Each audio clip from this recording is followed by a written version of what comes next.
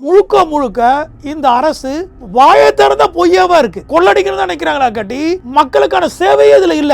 முழுக்க முழுக்க ஒரு நாள் நைட்டும் பகலும் கஷ்டப்பட்டு இன்னைக்கு செவிலியர்கள் வந்து வேலை பலுவால தாங்க முடியாம இருக்காங்க. அதனாலதான் எனக்கு பணி நிறந்த கூட ஏன்னு கேட்டீங்கன்னா டெய்லி வேச்சர்ஸ் சீலன்றதுனால அங்க இருக்க டாக்டர்ஸ் 3 டியூட்டி 4 டியூட்டி பார்க்க சொல்றாங்க. அது அவங்களுக்கு வேலை பலு அதிகமா இருக்கு, மன உளைச்சல் ஏற்பட்டிருக்கு. நேரடியா இதெல்லாம் அனுபவ ரீதியா பார்த்தோம். தூத்துக்குடி ஜிஹெச், திருநெல்வேலி ஜிஹெச் தினம் வெட்டுப்பட்டு பல பேர் வந்திருக்கான். சாதி வரியில வெட்டி இருக்கான், பல விஷயம் வந்திருக்கான். விவசாயம் மருந்து குடிச்சு சூசைட் பண்ணி வந்திருக்கான். அவங்கெல்லாம் காப்பாத்துக்கு நர்ஸ் இல்லைங்க. இன்னைக்கு டெலிவரிக்கு போன நர்ஸ் இல்லாம தான் இன்னைக்கு ராமநாதபுரத்துலயும் சங்கரன் கோயிலையும் இன்னைக்கு இறந்துருக்காங்க. இதெல்லாம் வந்து செய்தி மக்களோட தினம் அவேர்னஸ் குமுறில் கத்தி பண்றாங்க. அரசு பொய் சொல்லுதுங்க, முழுக்க முழுக்க பொய் சொல்லுதுங்க. பாதி இடத்துல டீன் கிடையாதுங்க, பொறுப்பு டீனை போட்டு பண்றாங்க. இதோட மோசம் தமிழக காவல்துறையில டிஜிபி வேக்கன்ட், அதுக்கு இன்சார்ஜ் டிஜிபிக்கும் சப்ஸ்டிட்யூட் இன்சார்ஜ் டிஜிபி போட்டு நடத்தக்கூடிய அரசுல நீதி எப்படிங்க கிடைக்கும்? கொளத்தூர் சிஎம் தொகுதி கொளத்தூர் பெரவலூர்ல இருக்கக்கூடிய ஹாஸ்பிட்டல் போய் பாருங்க. நீங்க போய் பாருங்க, அங்க நர்சஸ் கிடையாது. எல்லாமே யூஜி படிக்கிறவங்க பிஜி படிக்கிற டாக்டர்ஸை வச்சுட்டு அங்க ஓட்டிட்டு இருக்காங்க. ரெகுலர் டாக்டர், ஸ்பெஷல் டாக்டர்ஸ் இல்ல, ஆனா அங்க இருக்கக்கூடிய சிஸ்டர்ஸ் கிடையாது. நீங்க போய் பாருங்க, நைட் டியூட்டியில போனீங்கன்னா எத்தனையோ பேர் அடிப்பட்டு ஆக்சிடென்ட் ஆகி பைக்ல விழுந்து தூய்மை படைகிற காலில் வாடுறப்போ காலில் பாட்டிலோட குத்திட்டு சார் காலில் பாட்டிலோட குத்திச்சு சார் இது தகர கேச்சு சார் ஓடி வரான். அங்க பார்த்தா நர்ஸு, ஒரே ஒரு நர்ஸு வச்சுட்டு எப்படிங்க கிளீன் பண்ண முடியும்? எங்க இருக்காங்க?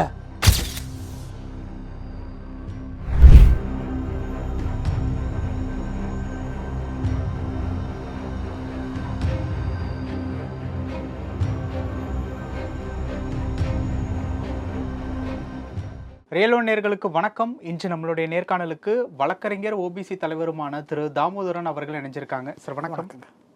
எப்படி இருக்கீங்க? நல்லா இருக்குங்க, உங்க அன்புல குறையெல்லாம் இருக்குங்க. மகிழ்ச்சி. தற்பொழுது வந்து செவிலியர்கள் போராட்டம் வந்து பேசும் பொருளாக ஆயிருக்கு. இந்த செவிலியர்கள் போராட்டத்தில் நள்ளிரவு வந்து தாவைக்காவை சேர்ந்த ஆதவர்ஜுனா அவர்கள் வந்து அங்கே போய் நின்று அவங்களுக்கு வந்து பேசியிருக்காங்க. அதன் பிறகு எடப்பாடி பழனிசாமி அவர்கள் கைது செய்யப்பட்டிருக்கக்கூடிய செவிலியர்களை விடுவிக்கணும் அப்படிங்கிற மாதிரி அவருடைய சைட்லேருந்து ஒரு அறிக்கை வந்து கொடுத்துருக்காங்க.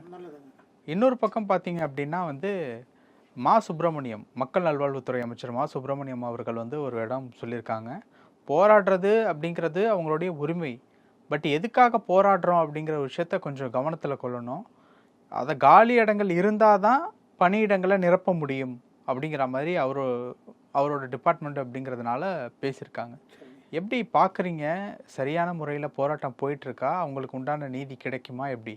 அதாவதுங்க, இன்னைக்கு அமைச்சர் மா சுப்பிரமணியம் வந்து சொல்லியிருக்காரு, சிவிலியர்களுக்கான அவங்களுக்கான வேக்கன்சி இருந்தால் ஃபில் பண்ணித்தரேன்னு சொல்லியிருக்காரு.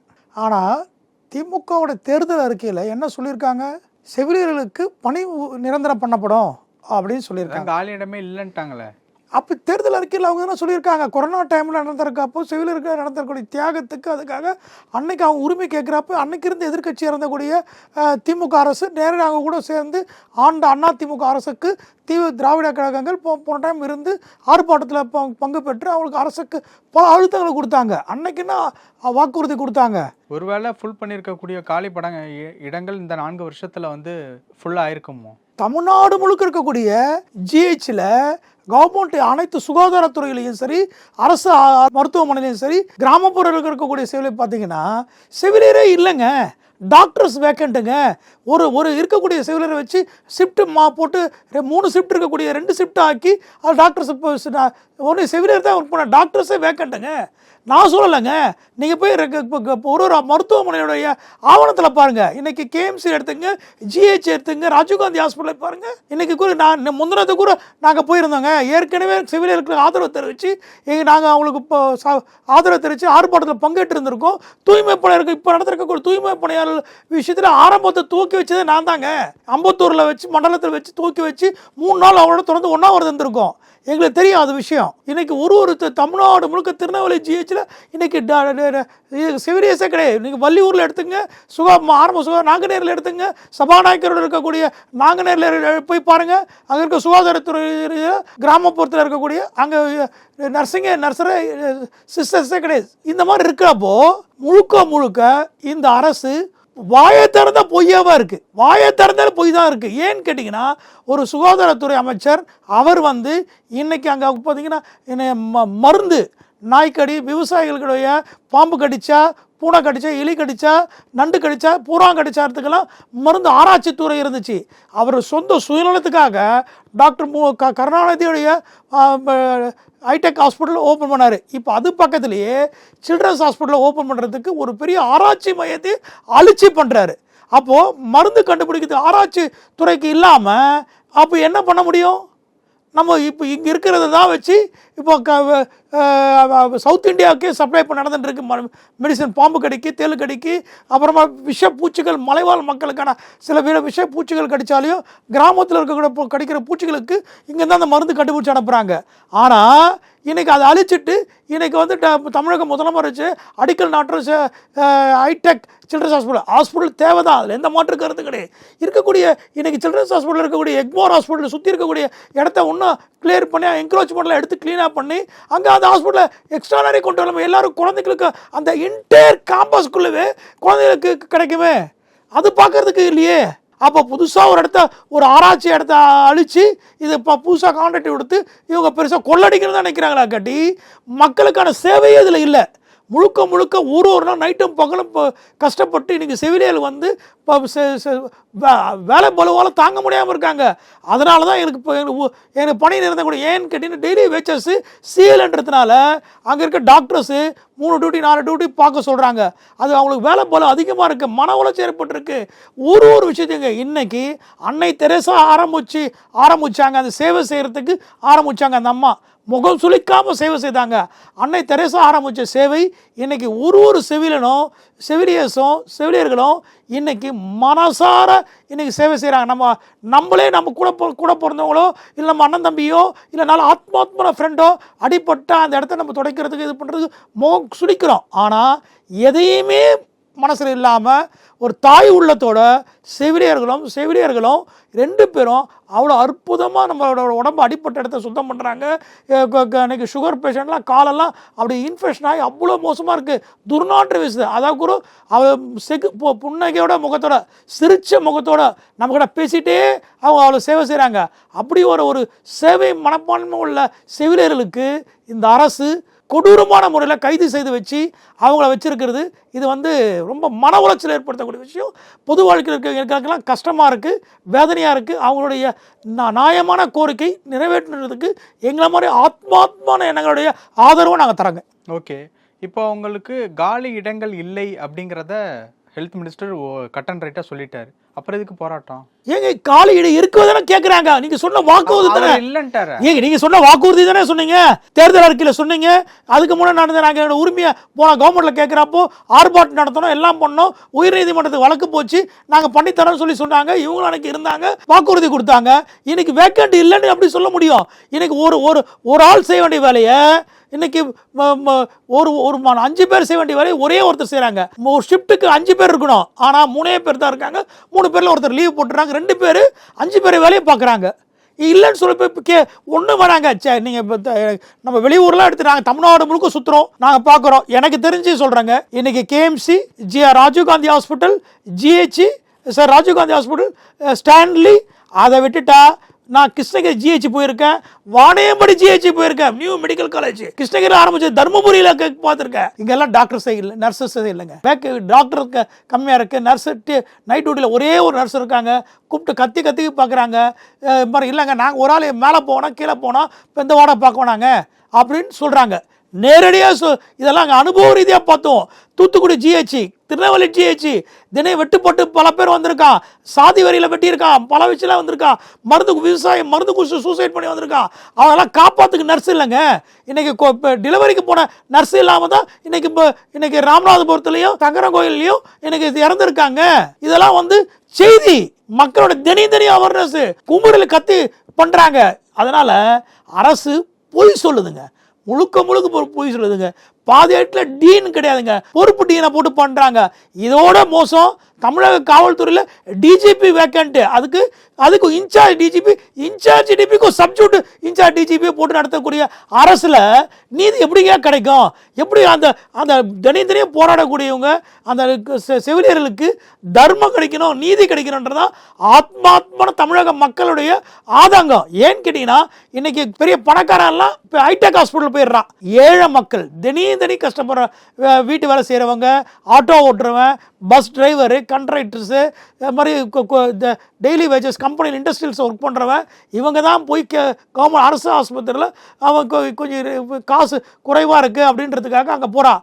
அங்கே போனீங்கன்னா எக்ஸ்ரே எடுக்கிறதுக்கு இப்போ எக்ஸ்ரே எடுத்தால் ஃபிலிம் இல்லைங்க, நாங்கள் ஃபோனில் டவுன்லோட் பண்ணிக்கிட்டு ஃபோனில் எடுத்து அனுப்புகிறாங்க.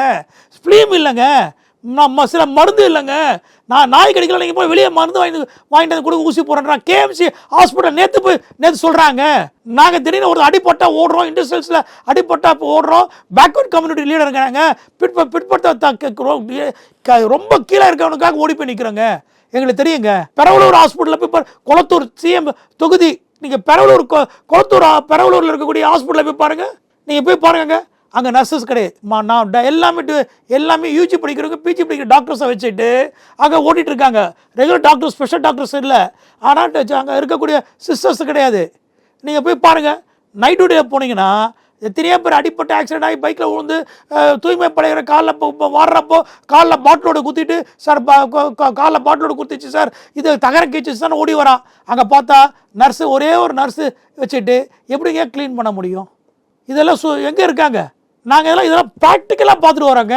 அண்ட் முந்தின நைட்டு குளத்தூருக்கு சிஎம் கல்யாணத்துக்கு வராருன்னு சொல்லிட்டு ஃபுல்லாக க்ளீன் பண்ணுறப்போ ஒருத்தர் கால் வெட்டி அறுத்துக்குச்சு.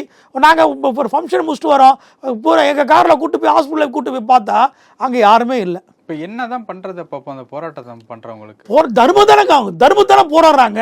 அவங்க அநீதி கேட்கலையே. எங்கள் வாழ்வாதாரத்தை நாங்கள் படிச்சுட்டு சேவை சொல்லிட்டு இருக்கோம், டெய்லி இங்கே வேலை செய்துட்டு இருக்கோம், டெய்லி வச்சஸாக இருக்கோம்.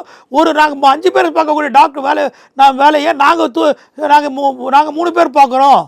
5 பேர் பார்க்க வேண்டிய வேலையை 2 பேர் 3 பேர் பார்க்குறோம்.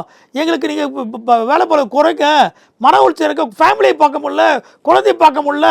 சில பேர் எங்கள் ஊர் சொந்த அம்மா அப்பா பார்க்க முடியல, லீவு தர மாட்டேறீங்க. பல ட்ரஸ்ட்டுங்க அவங்களுக்கு மன அழுத்தத்தை கொடுக்குறாங்க. இதில் பண்ண வேக்கண்ட் இல்லைன்னு சொல்கிறது அரசு சொல்கிறது முழுக்க பொய்யா இல்லையா? மனச்சாட்சி இல்லையா?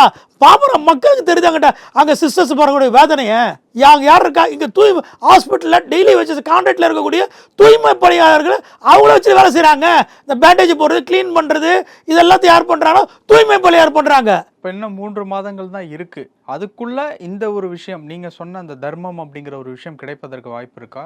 வாய்ப்பு குறைவு தான். அப்போ அந்த போராட்டம் எதற்கு? அரசு சொன்ன இன்னைக்கு பண்ணித்தரேன், நேற்று தர பண்ணித்தரேன், இருக்க பேச்சுவார்த்தை பண்ணுறோம், இது பண்ணுறோம் சொல்லி எங்களை இன்னைக்கு ஹெல்த் செக்ரட்டரி 10 வாட்டி வந்து பார்த்தாரு, எல்லாம் சொன்னால் பண்ணித்தரேன் கடைசி வரைக்கும் சொல்லி பண்ணித்தரேன், நாளைக்கு பண்ணிடுறேன், ஜீவா பாஸ் ஆகிடுது, அது பாஸ் ஆகுது, முதலமைச்சர் வெளியூர் போயிருக்காரு வந்துடுறாரு, இப்படி சொல்லியே எங்கள் வாழ்வாதாரத்தை அழிச்சிட்டீங்களே. அப்போ அரசுக்கு எங்களுடைய ஞாபகத்தை, எங்களுடைய நினைவூட்டல் செய்யணுமா வேணாவா? அரசு கவனத்தை கொண்டு போகணுமா வேணாவா? அரசு கவனத்தை கொண்டு போகிறோம். அரசு மனசு வச்சா தாராளமாக இன்னும் 100 நாள் இருக்குது. 100 நாளில் எங்களுக்கான வாய்ப்பாக உத்தரவை கொடுக்கறதுக்கான பிரகாசமான வாய்ப்புகள் இருக்குது. ஆனால் இந்த அரசு செவி சாய்க்குமா? அரசு செய்யுமா? ஏன்னா போன அதிமுக அரசு காலத்தில் பண்ணாதனால தான் இவங்க திமுக அரசு நான் வந்தால் பண்ணித்தரேன் தேர்தல் அறிக்கை கொடுத்தாங்க. இப்போ நீங்களே பண்ணலைன்னா வரக்கூடிய அரசு யாராக இருந்தாலும் பண்ணுவாங்களா பண்ண மாட்டாங்களுக்கு தெரியாது. ஆனால் நீங்கள் சொன்ன வாக்குறுதியை நிறைவேற்றுங்கன்னு சொல்லி கேட்குறாங்க. அவங்க இப்போ இன்றைக்கி நீங்கள் ஒரு விஷயத்தை பேசுகிறோம். இன்றைக்கி பார்த்தீங்கன்னா ஆசிரியர்கள், நம்ம கல்வி சொல்லிக் கொடுக்குற ஆசிரியர்கள் வேக்கண்ட், ஸ்கூலெல்லாம் மூடிட்டான். கிட்டத்தட்ட 260 ஸ்கூல் மூடிட்டாங்க. இன்றைக்கி பார்த்தீங்கன்னா எல்லாம் ப்ரைவேட் ஸ்கூல் ஆகுது. ஆளுங்கட்சியோட ஸ்கூல் தான் எல்லாம் கொண்டு வந்துட்டுருக்காங்க, ஸ்கூல் மூடிட்டு இருக்காங்க. இந்த மாதிரி டீச்சர்ஸ் இன்றைக்கி ஆர்ப்பாட்டம் ஸ்டார்ட் பண்ணிட்டாங்க. எல்லாம் இப்போ அரசு ஊழியர்கள் செக்ரட்டரியேட்டில் இருக்கக்கூடிய அரசு ஜாக்டரியோ அவங்களும் ஸ்டார்ட் பண்ணிட்டாங்க. எல்லாருக்குமே நீங்கள் சொன்ன வாக்குறுதி, திமுக அரசு கொடுத்த வாக்குறுதி, அதன் எதுவுமே நிறைவேற்றல, அரசு அதிகாரிகளுக்கு தரல. போன கவர்மெண்ட்டில் இருந்த அதிமுக ஆட்சியில் அம்மா இருந்தப்போ போட்டாங்க, அவங்க மேலே எல்லாத்தையும் போட்டு அரெஸ்ட் பண்ணி வீட்டில் உள்ளே பூந்து அரெஸ்ட் பண்ணி எல்லா அரசு அதிகாரிகளும் எல்லா குடும்பமும் கதறிச்சு.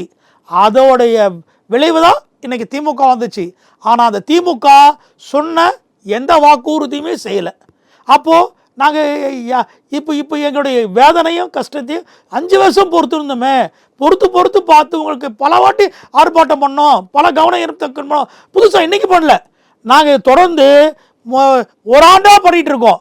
அப்போ அரசு செக்ரட்டரி செயலெல்லாம் என்ன சொன்னாங்க, பண்ணிடுறோம், பரிசீலனை பண்ணிட்டோம், லிஸ்ட் எடுத்துட்டோம், இதை பண்ணித்தரோம், வேக்கன்சி கொடுங்க, யாரோ எங்கெங்கே வில்லிங் இருக்குது, எந்த டிஸ்ட்ரிக்ட் போகிறீங்கன்னு சொல்லிட்டு எங்கிட்டலாம் மனுலாம் வாங்கிட்டு இன்றைக்கி என்ன சொல்கிறீங்க, வேக்கண்ட் இல்லைன்னு சொல்லிட்டு சுகாதாரத்துறை அமைச்சர் சொல்கிறாரு. அப்போது உங்களுக்கு நாடகம் தெரியுதா?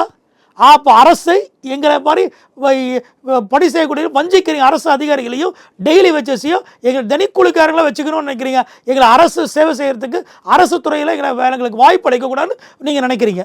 அதுதான் இந்த திமுகவுடைய அரசும் அமைச்சர்களுடைய வாக்குறுதியாக இப்போ நாங்கள் தெரிஞ்சுக்கிறோம். ஏன்னா அமைச்சர் சொல்கிறார் எங்கேயும் காலி இல்லைன்னு. ஏன் மனச்சாட்சி இல்லையா? இன்னைக்கு ஒரு டீனும் ஆரம்பிங்க கேட்டு பாருங்க எவ்வளோ வேக்கன்சி இருக்குன்னு சொல்லுவாங்க. ஓகே சார், பல விஷயங்கள் பேசணும். நேரத்துக்கு ரொம்ப நன்றி சார். வணக்கம்.